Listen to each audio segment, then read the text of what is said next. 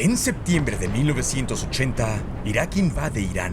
El líder iraquí Saddam Hussein está convencido de que ha llegado el momento de atacar, pues Irán aún tiembla tras su revolución y espera lograr la victoria en pocas semanas. En cambio, el conflicto durará 8 años, costará cientos de miles de vidas, sacudirá el mercado petrolero mundial y arrastrará a Estados Unidos al Golfo Pérsico. Será la última guerra total del siglo XX.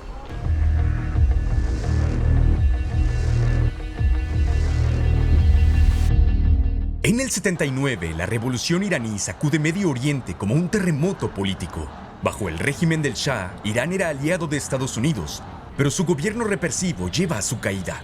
Ahora Irán está en manos de fuerzas islamistas radicales que se oponen a Occidente. Este cambio de régimen también eleva las tensiones con su vecino Irak. Irak está gobernado por Saddam Hussein y el Partido Nacionalista y Laico de Baas ha desplazado al líder anterior y purgado al partido para que le sea más leal. La mayoría de los 13,5 millones de iraquíes son árabes que pertenecen a la rama chiita del Islam, aunque el poder está en manos de musulmanes sunitas.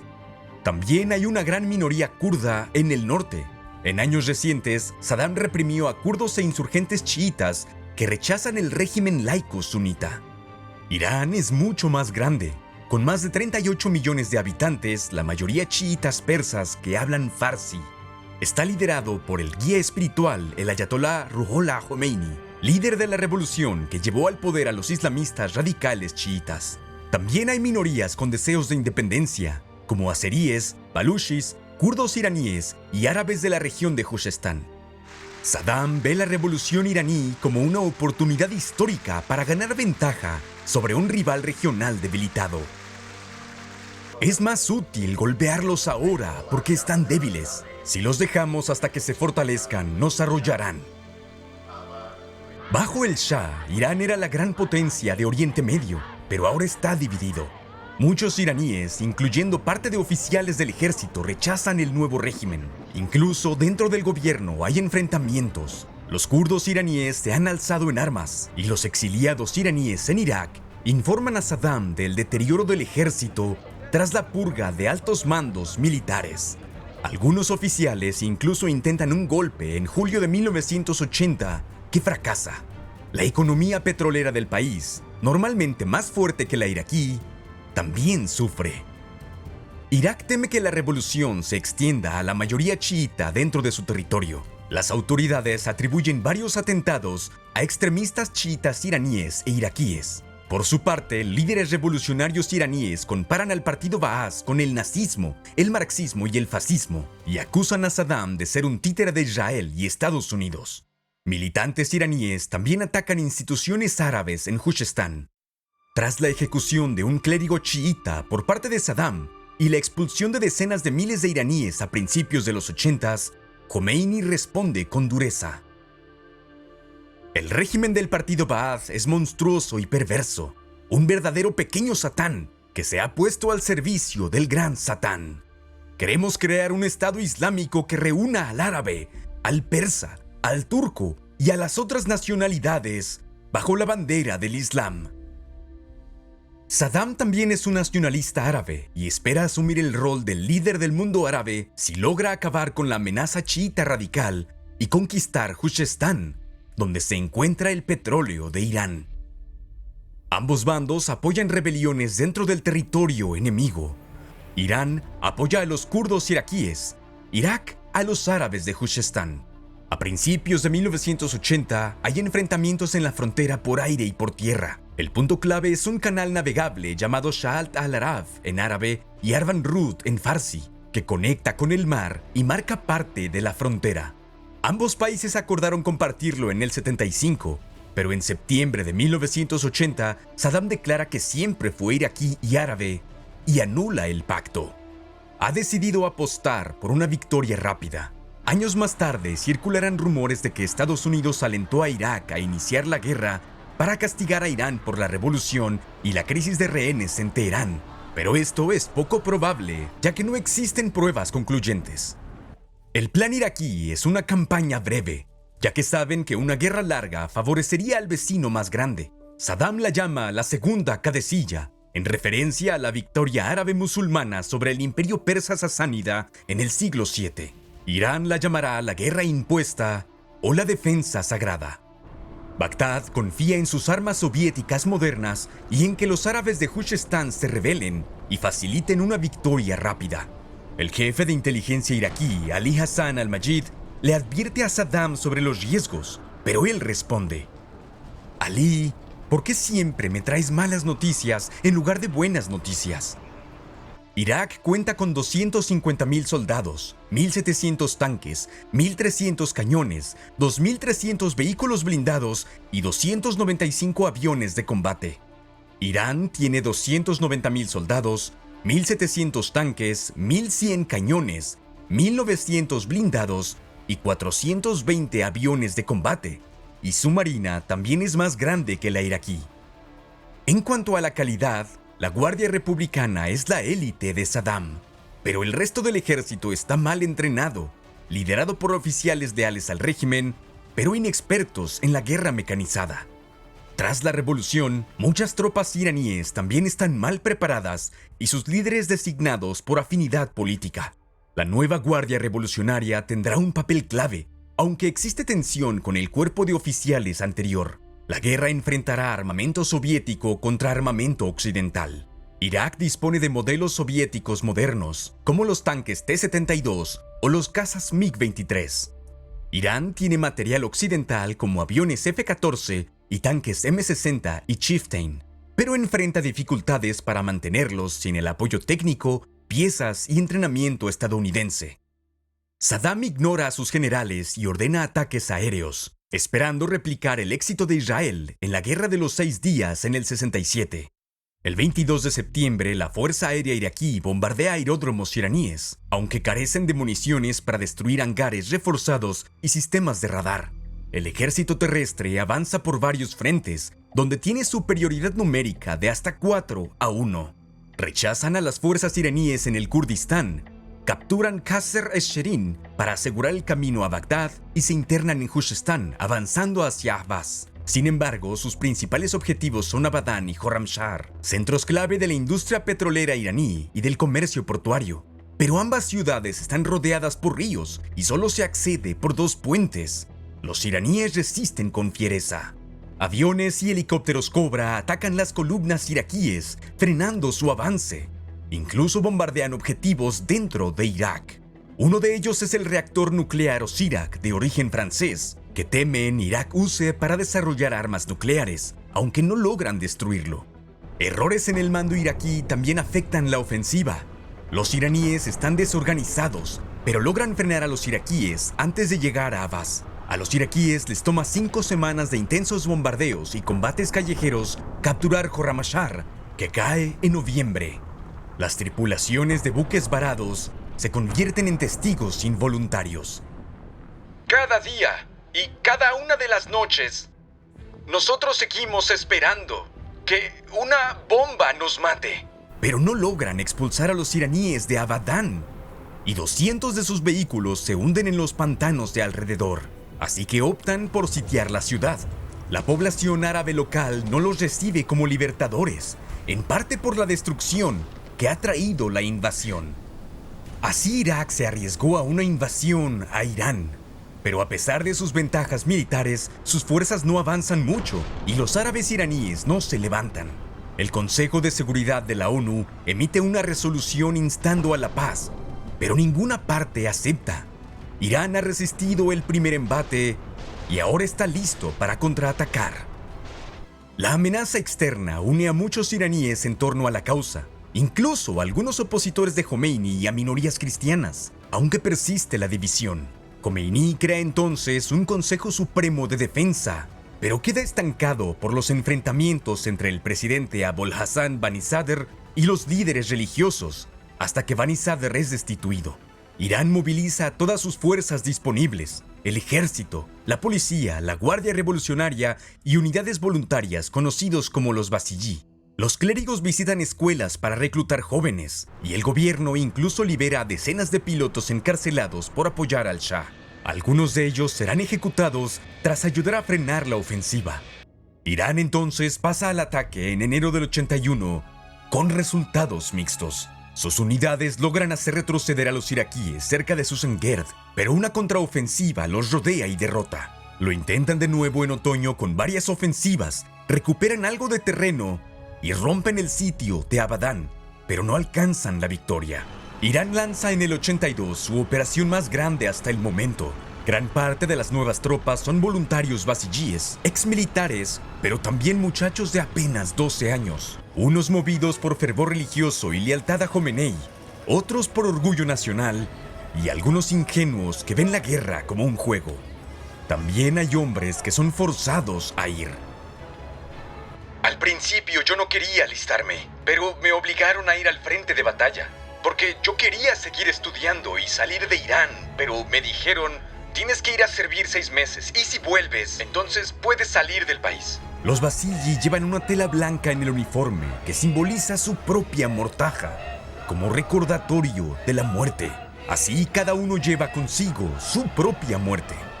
Cada uno lleva también una llave de plástico para asegurar su entrada al paraíso. Estas unidades reciben entrenamiento básico de la Guardia Revolucionaria y van mal armados, así que el choque en el combate es brutal. Zahid Haflang, de 13 años, recuerda su primer encuentro con la muerte.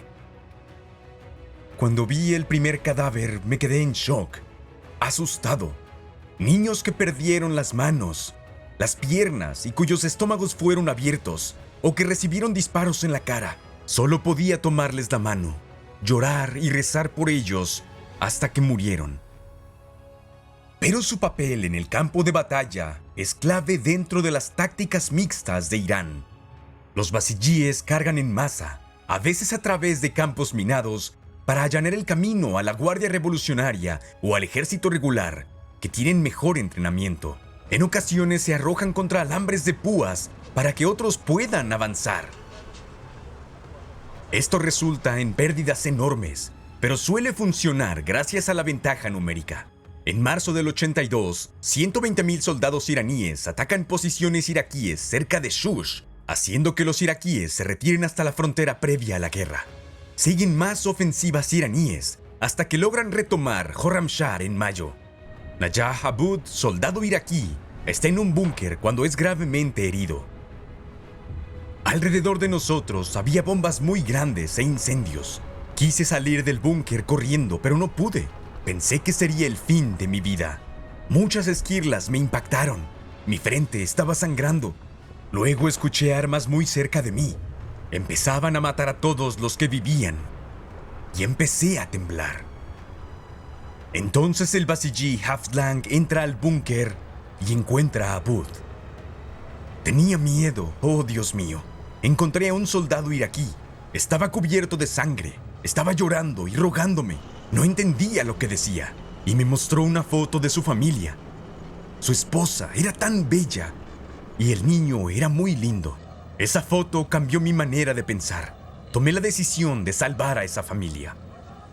Abud permanece preso en Irán por 17 años. Al ser liberado, huye a Canadá, donde se reencuentra con Haflang en un centro de ayuda, aunque no logra encontrar a su esposa o a su hijo después de la guerra.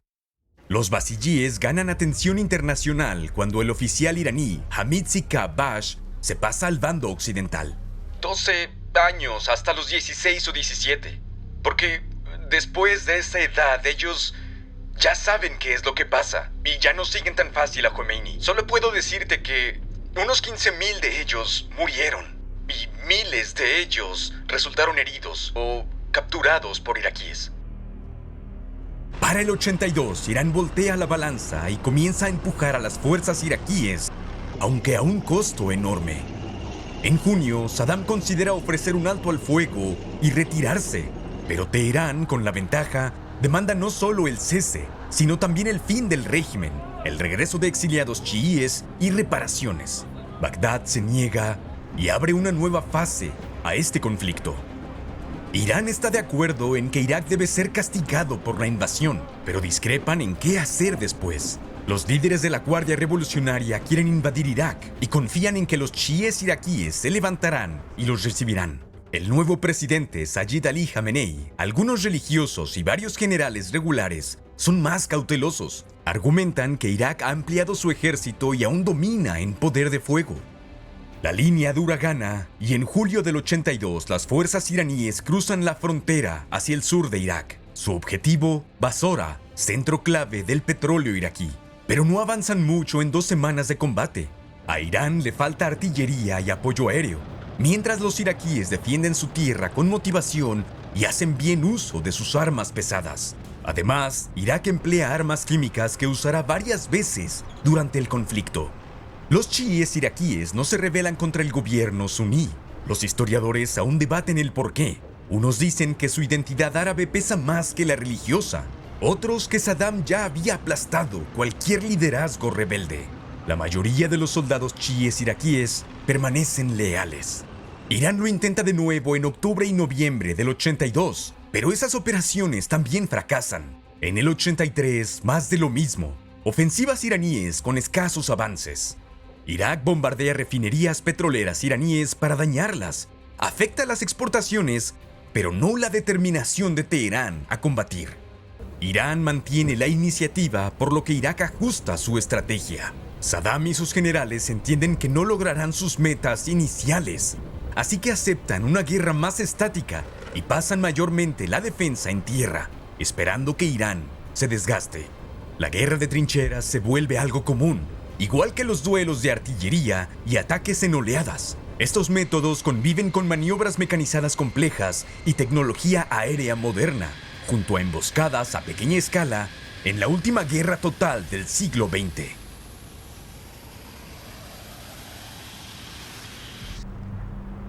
Pasan meses sin operaciones terrestres mayores en ambos bandos, marcando el tono para los siguientes años. Irán cuenta con más personal, pero enfrenta graves problemas logísticos por su mezcla de equipos estadounidenses y soviéticos.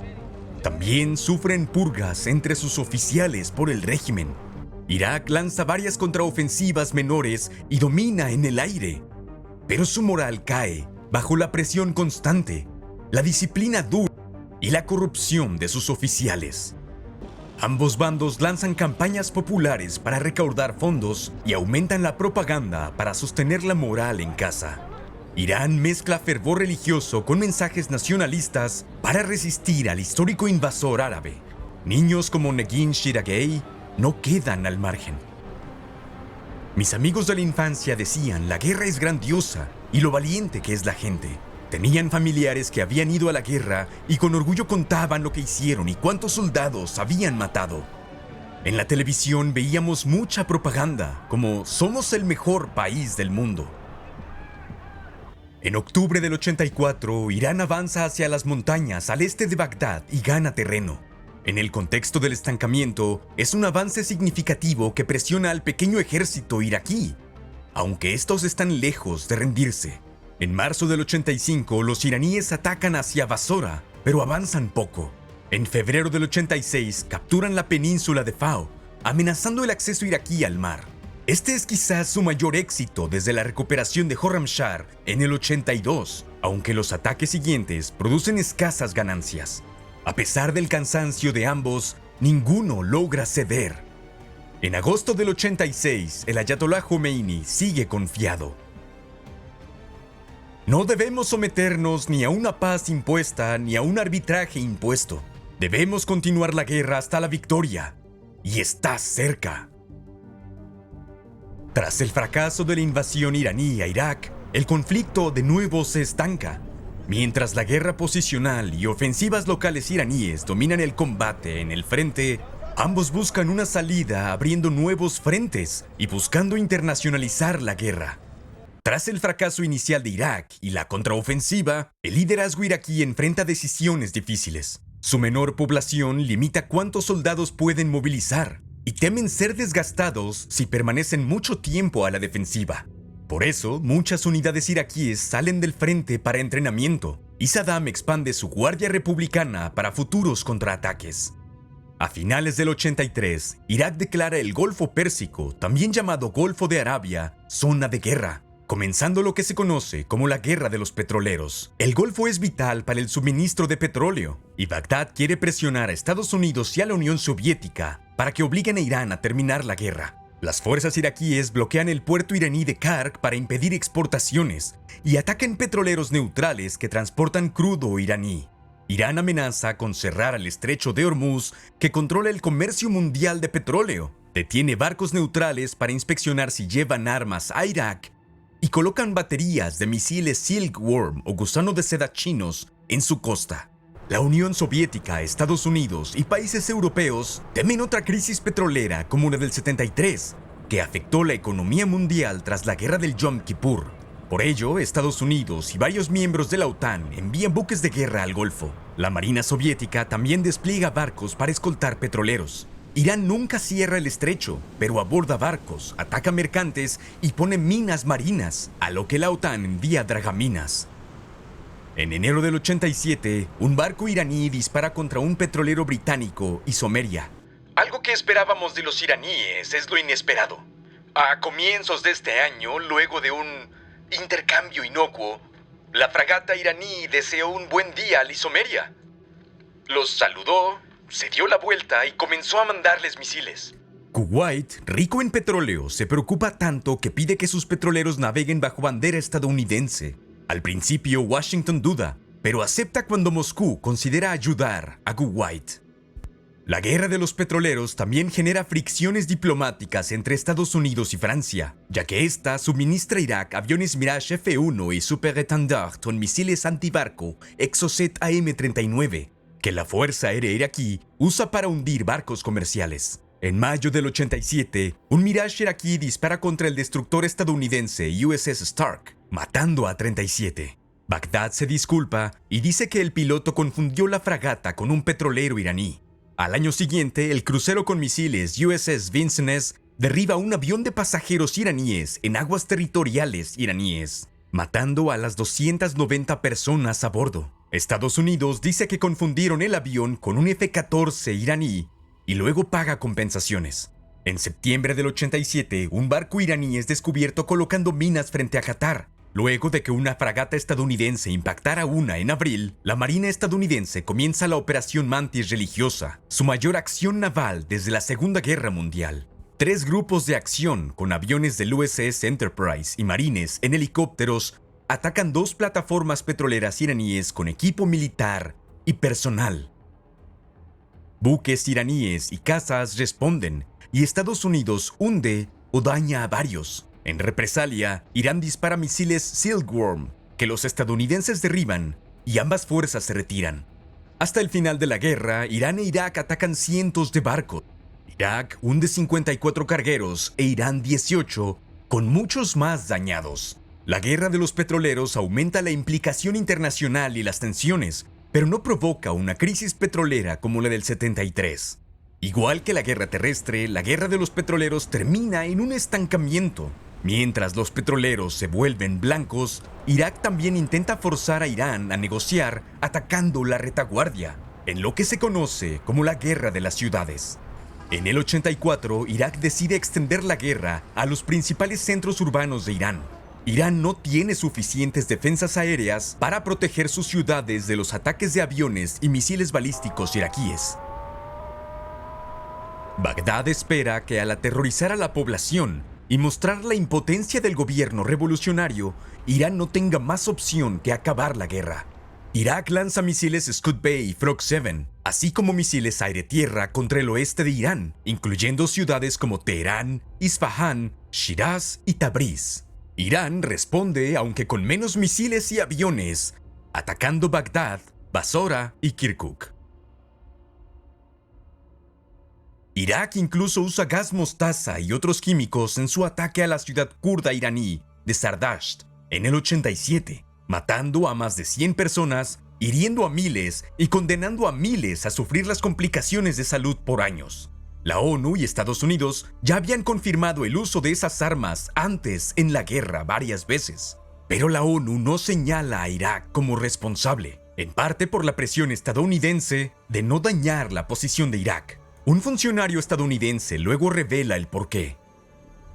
El uso de gas en el campo de batalla por parte de los iraquíes no fue algo de gran importancia estratégica. Estábamos desesperados por lograr que Irak no perdiera. La comunidad internacional guarda silencio en gran medida sobre el uso iraquí de armas químicas. Hay acusaciones de que Irán también produce y usa armas químicas, pero no hay prueba alguna. Al inicio de la Guerra de las Ciudades, el secretario de la ONU, Javier Pérez de Cuéllar, negocia un alto a los ataques, pero este acuerdo no dura. Los ataques ocurren en oleadas en el 84, 85, 87 y 88, casi siempre iniciados por Irak. Esta guerra recurrente destruye infraestructura en ambos países, mata y hiere a decenas de miles de civiles y hunde la moral civil. La escritora iraní Marjan Satrapi narrará esta experiencia en su novela gráfica Persépolis. La guerra terrestre sigue estancada y la guerra en el Golfo y contra civiles se convierten en los rasgos del conflicto. Son estos frentes los que generan los titulares internacionales, aunque otras potencias están implicadas directamente desde el inicio. La Unión Soviética ha sido el mayor proveedor de armas de Irak desde antes de la guerra en los años 60 y se opuso a la revolución iraní. Pero en el 80 detiene la mayoría de sus envíos a Irak por desaprobar la invasión. Cuando Irán parece ganar ventaja, la Unión Soviética retoma el suministro, aunque con un papel discreto en la guerra. Oficialmente, Estados Unidos es neutral, se opone a la revolución iraní y a los lazos iraquíes con grupos terroristas y militantes palestinos, y mantiene su larga relación con la Unión Soviética. El ex secretario de Estado Henry Kissinger resumió la ambigüedad estadounidense. Es una pena que no puedan perder ambos. Sin embargo, Estados Unidos ve a Irak como el mal menor, proporciona ayuda financiera, inteligencia, permite la venta de armas a Irak y envía materiales de uso múltiple que puedan ser usados militarmente. Revelaciones posteriores de que Irak usó dinero estadounidense para comprar armas provoca el escándalo Iraqgate. Otro escándalo surge cuando se da a conocer el caso Irán-Contra, en el que Estados Unidos vende armas ilegalmente a Irán.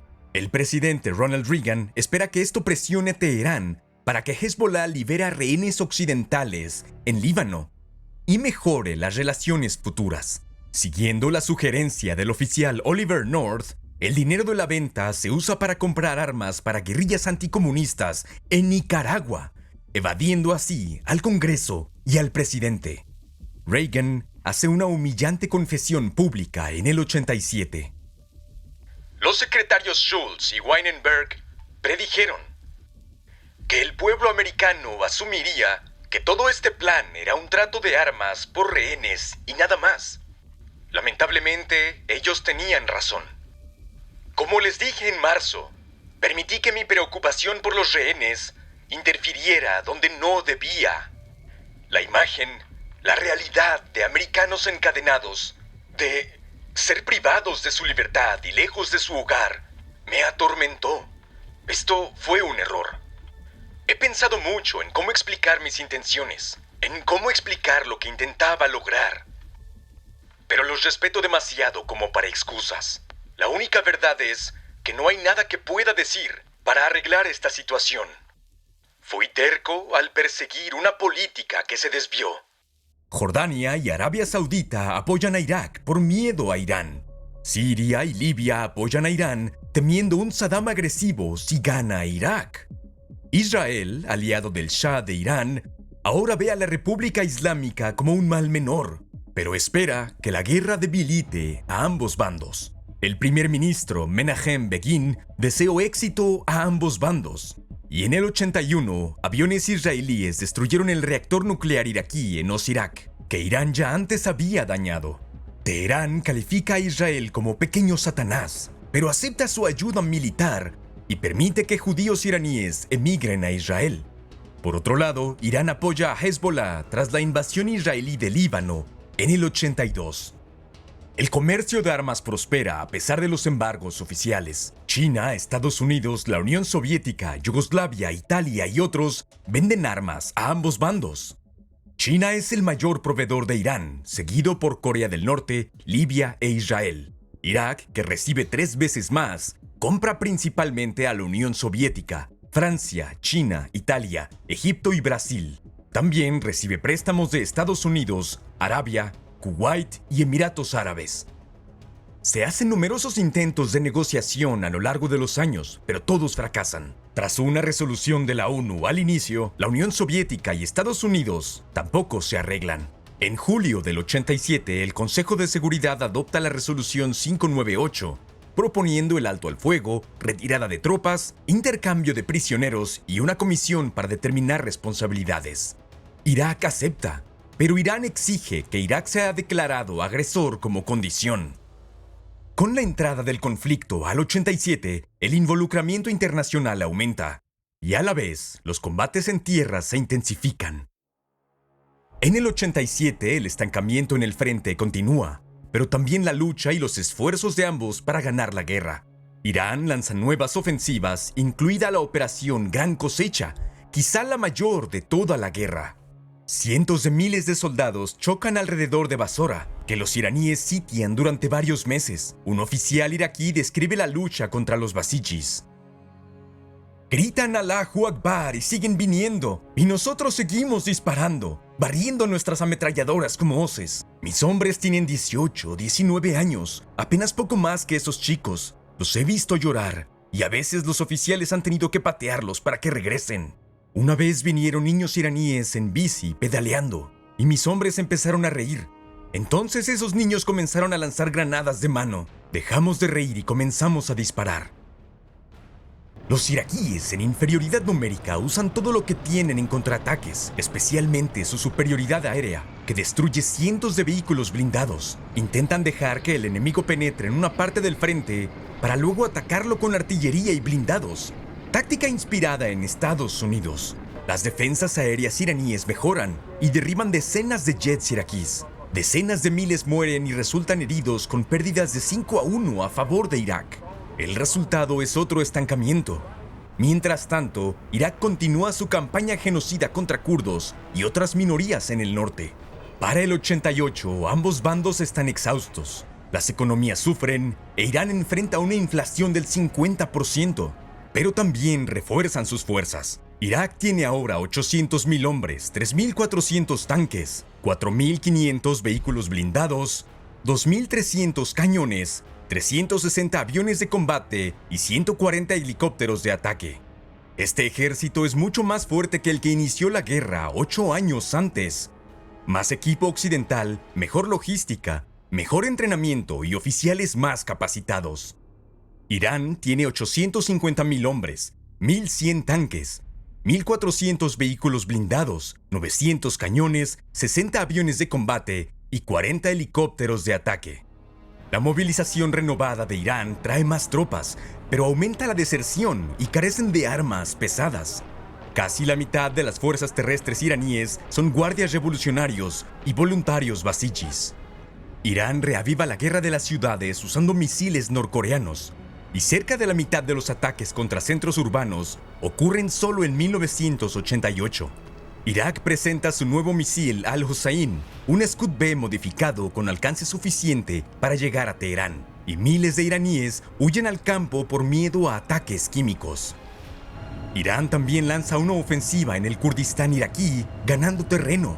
En respuesta, el 16 de marzo, Irak comete uno de los crímenes más atroces de la guerra. Ataca a la ciudad kurda iraquí de Halabja, ocupada por Irán, con una mezcla de químicos, incluyendo el agente nervioso sarin, matando hasta 5.000 civiles. El residente Herwan recuerda el ataque. Vi personas tiradas en el suelo, vomitando un líquido color verde, mientras otros se volvían histéricos y se reían a carcajadas antes de caer inmóviles al suelo. Más tarde, olí un aroma que me recordó a manzanas y perdí el conocimiento. Cuando desperté, había cientos de cuerpos esparcidos a mi alrededor. Las aves comenzaron a caer de sus nidos, luego animales y humanos. Fue una aniquilación total. Esta región del Kurdistán fue base del movimiento independentista que Saddam aplastó cruelmente en los años 70 y que Irán apoyaba durante la guerra. Bagdad culpa a Irán, aunque Saddam ordenó a Hassan al-Majid, conocido luego como Ali Químico, ejecutar el ataque como parte de una campaña genocida y de arabización. Este ataque detiene la ofensiva iraní. Está claro que la guerra no puede continuar mucho más. En abril, Irak lanza una ofensiva final para mejorar su posición en las negociaciones. Recuperan la península de Fao, causando grandes pérdidas a Irán y destruyendo una batería Silkworm. El grupo de resistencia iraní, MEK, aliado de Irak, lanza 2 pequeñas ofensivas, pero sus ganancias iniciales alrededor de Mehrán son aplastadas. Irak casi agota su personal disponible, por lo que Saddam dice que la victoria en Fao justifica aceptar un alto al fuego. Irán culpa sus pérdidas a la falta de armas pesadas, aviones y defensas antiaéreas, problemas sin solución por su aislamiento internacional. Teherán teme la crisis económica, posibles ataques químicos iraquíes en Teherán y la presión estadounidense en el Golfo. Finalmente, ambos aceptan las condiciones de alto el fuego de la ONU, que Jomeini compara con beber veneno. Los combates terminan el 20 de agosto del 88 y la guerra Irán-Irak, la última guerra total del siglo XX, llega a su fin. Según estimaciones conservadoras, Irak pierde alrededor de 180.000 personas, 520.000 resultan heridos y más de 70.000 prisioneros. Las pérdidas iraníes son mucho mayores, 500.000 muertos, 1.3 millones de heridos y 45.000 prisioneros, aunque algunas estimaciones elevan los muertos a 2 millones. Millones de sobrevivientes quedan traumatizados de por vida, como el médico militar Ahmed al-Mushattad. Sueño con eso hasta ahora. Esas pesadillas de que hay alguien a quien trato de ayudar y no puedo, y al final lo pierdo. Y a veces sueño que yo muero. Aún puedo oler el humo de la batalla. No puedes olvidarlo, se queda contigo para siempre. En total, se estima que la guerra costó más de 1.1 billones de dólares, incluyendo daños a infraestructura, compra de armas y pérdidas por petróleo. Solo Irak sufrió daños por 230.000 millones de dólares, una cifra que tomaría más de 20 años recaudar, incluso si destinara toda su riqueza petrolera a la reconstrucción. Aún después del alto al fuego en el 88, la guerra sigue costando miles de millones a ambos, pues permanecen movilizados en múltiples rondas fallidas de negociaciones. Las tropas iraquíes finalmente se retiran del territorio iraní en 1990. Saddam construye un monumento a la victoria en Bagdad y anuncia que será recordada por 1000 años. Pero ¿quién ganó realmente esta guerra? Irak inició el conflicto con la visión de un ataque limitado para obtener riqueza petrolera y poder regional, pero terminó profundamente endeudado, sin ganar territorio ni recursos y más inestable. La oposición al régimen de Saddam aumentó, aunque él seguía en control. Eso sí, logró frenar la posible exportación del Islam político iraní por ahora. Irán sufrió más, pero quizá ganó más a largo plazo, pese a no derrotar completamente a un enemigo menor. Conservó la República Islámica y consolidó la revolución contra sus opositores externos e internos, incluso tras la muerte de Jomeini en el 89. Estratégicamente, Irán salió en mejor posición que Irak, aunque la región sigue lejos de la estabilidad. Fuerzas navales occidentales permanecen en el Golfo y Arabia Saudita surge como una potencia regional hostil. Un Irán temeroso se ve aislado y a la defensiva, y eso convence a algunos líderes de acelerar su programa nuclear y apoyar movimientos chiíes en Irak, Líbano o Yemen.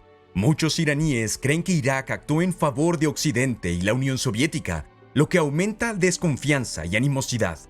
Un Saddam debilitado, pero confiado, mantiene un ejército enorme y vuelve a reprimir con genocidio a los kurdos iraquíes. También se dirige a un vecino rico y vulnerable para compensar su apuesta fallida, restaurar su prestigio y saldar sus enormes deudas de guerra, el Emirato de Kuwait. Acusa a los kuwaitíes de perforar petróleo bajo la frontera iraquí, y hay rumores de una reunión con Estados Unidos. Pronto, el ejército del régimen de Baas marchará de nuevo por última vez. Queremos agradecer a Philip Chaska y Sina Takva por su ayuda con este episodio. Como siempre, pueden encontrar todas las fuentes en la descripción del video. Para saber más sobre la próxima guerra de Saddam, vean el episodio Tormenta del Desierto. Si nos ven desde Patreon o Nebula, muchas gracias por su apoyo, no podríamos hacerlo sin ustedes. Soy Jesse Alexander y esta es una producción de Real Time History, el único canal de historia que siempre trae malas noticias para Saddam Hussein.